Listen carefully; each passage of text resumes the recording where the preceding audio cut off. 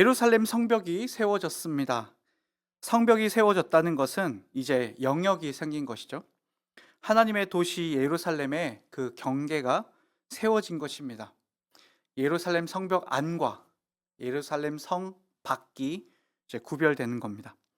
그간 성벽이 없을 때에는 예루살렘 안과 밖이 불분명했습니다.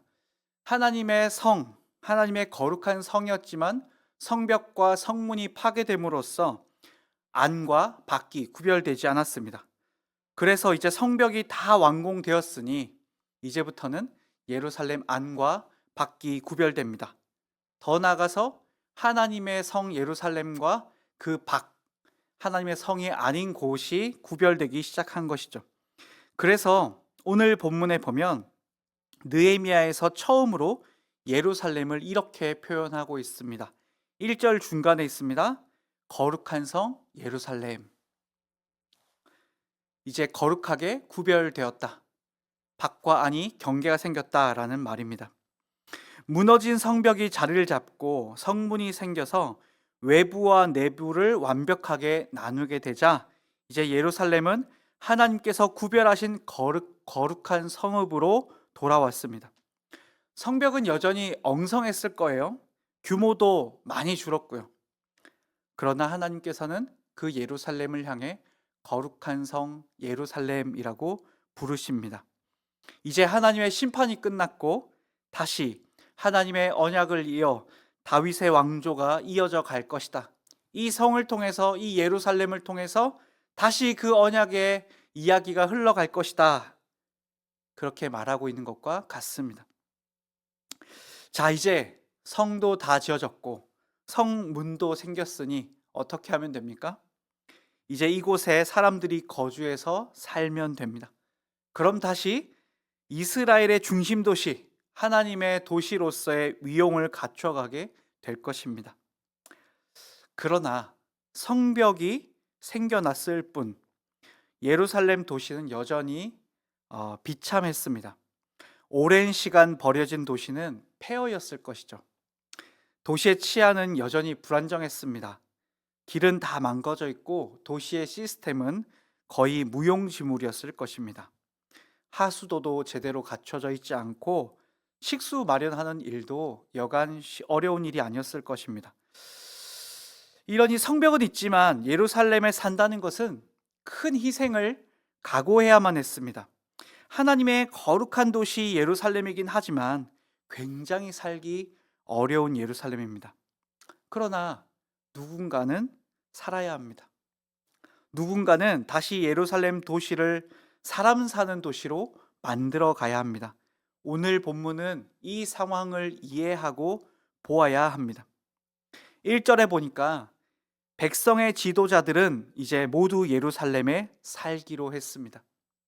사람이 살 수 없는 도시에 지도자들은 기꺼이 우리가 예루살렘에 살겠다. 예루살렘에서 열심히 그 수고로움을 감당하겠다라고 한 것이죠. 그리고 지도자가 아닌 사람들은 제비뽑기를 했습니다. 그 제비뽑기의 목표는 예루살렘에 거주할 10분의 1의 사람을 뽑는 것입니다. 그러니 지금 계수된 사람 중에 10분의 1은 예루살렘에 강제로 살아야 되는 상황인 것이죠. 자, 그럼 여러분 한번 생각해 보십시오. 이 제비에서 뽑히면 좋은 것일까요? 안 좋은 것일까요?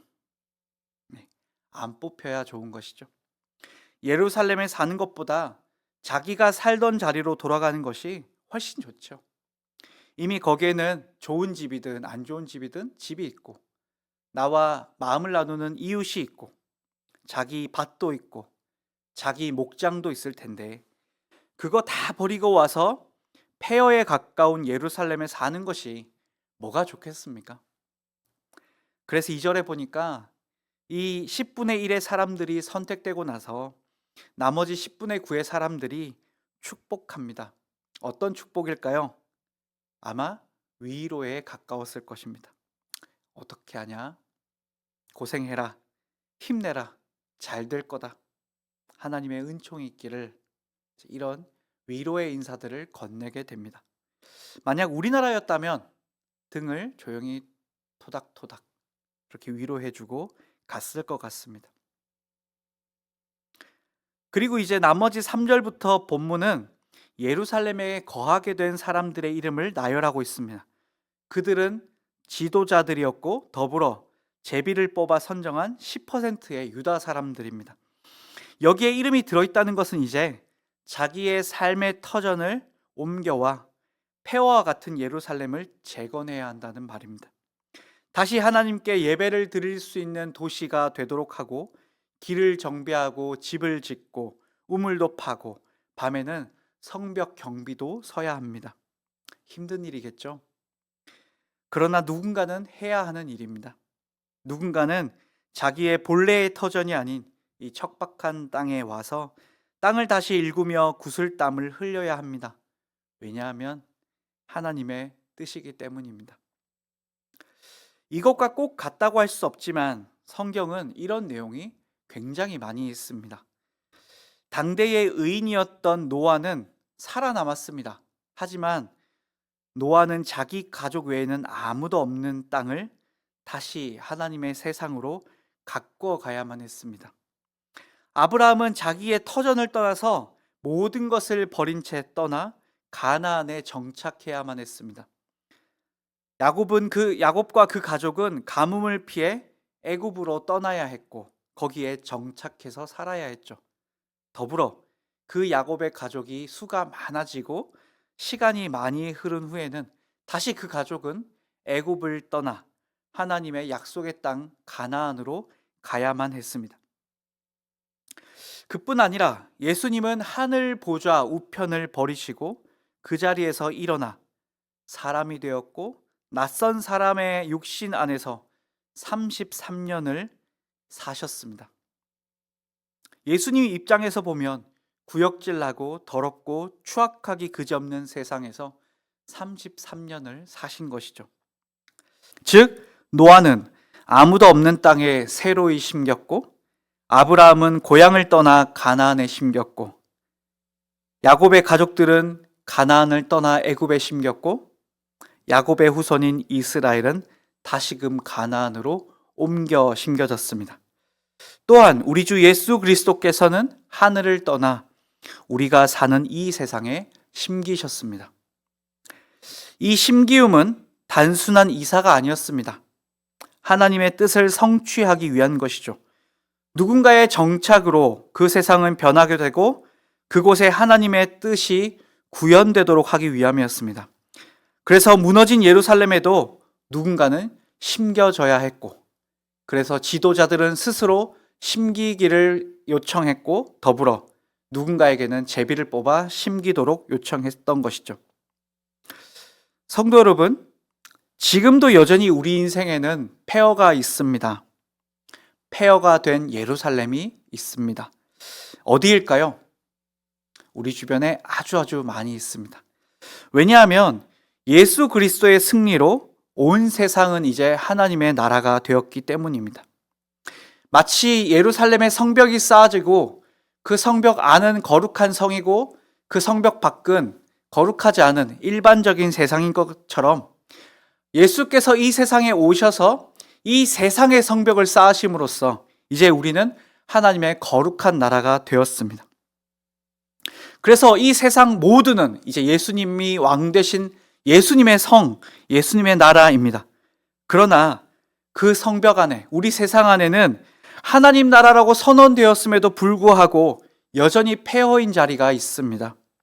하나님의 뜻이 무너지고 하나님의 이름이 무너지고 하나님의 영광이 무너진 숱한 자리가 여전히 우리 삶의 곳곳에 있습니다. 가장 가까이는 내 안에 그 폐허가 있습니다.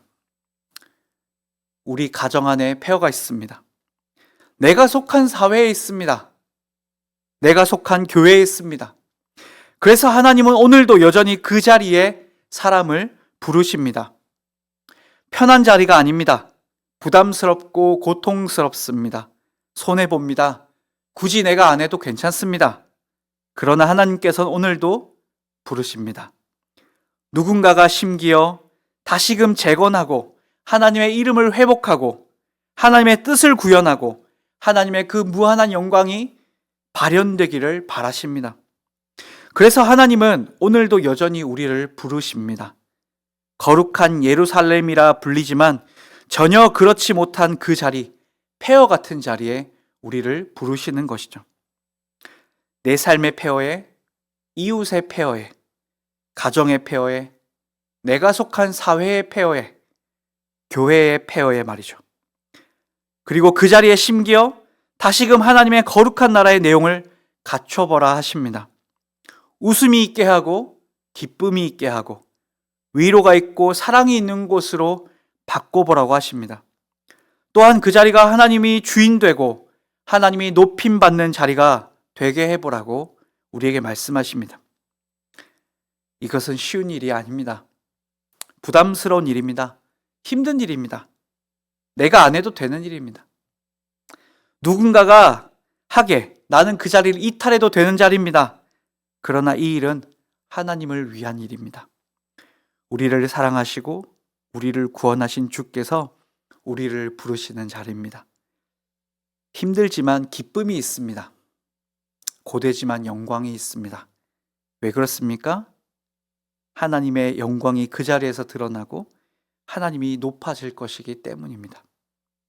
하나님의 이름을 드높이는 일, 하나님께서 찬송받는 일을 우리에게 맡기셨으니, 그리고 그 자리에 우리를 부르고 계시니 생각해보면 얼마나 영광스러운 일입니까? 성도 여러분, 하나님 앞에서의 수고는 헛된 것이 아닙니다. 하나님 앞에서의 불편함은 불편함으로 끝나지 않습니다. 하나님의 부름은 영광입니다. 하나님의 부름은 우리를 자라가게 합니다. 하나님의 부름은 우리를 더 하나님께 가까이 가도록 합니다. 뿐만 아니라 비루한 나를 통해 하나님의 이름이 높아지는 기적 같은 일을 하시는 하나님의 역사의 현장입니다. 여러분의 폐허는 어디입니까? 여러분이 심기워야 할 자리는 어디입니까?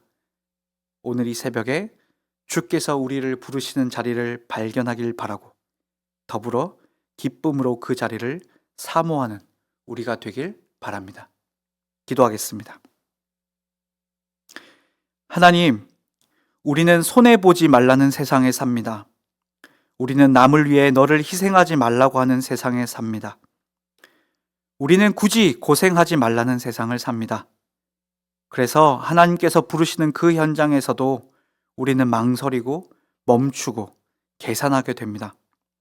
하지만 주님이 부르신다면 불편하고 손해보고 희생해야 하는 자리에 우리가 우뚝 설 수 있게 해주십시오. 폐허가 된 곳에 심기워 그곳에 하나님의 뜻이 구현되게 하는 영광을 우리가 사모할 수 있게 해주십시오. 그리고 주를 위한 수고는 영광이요, 나 같은 이를 불러 하나님의 나라를 일으키시는 감개무량한 자림을 깨닫고 우리를 부르시는 그 자리를 사랑하게 해주십시오. 오늘도 나를 불러 주님의 길을 걷게 하시는 예수 그리스도의 이름으로 기도합니다. 아멘. 하늘에 계신 우리 아버지여, 이름이 거룩히 여김을 받으시오며 나라가 임하시오며 뜻이 하늘에서 이루어진 것 같이 땅에서도 이루어지이다. 오늘 우리에게 일용할 양식을 주시옵고 우리가 우리에게 죄 지은 자를 사하여 준 것 같이 우리의 죄를 사하여 주시옵고 우리를 시험에 들게 하지 마시옵고 다만 악에서 구하시옵소서. 나라와 권세와 영광이 아버지께 영원히 있사옵나이다. 아멘.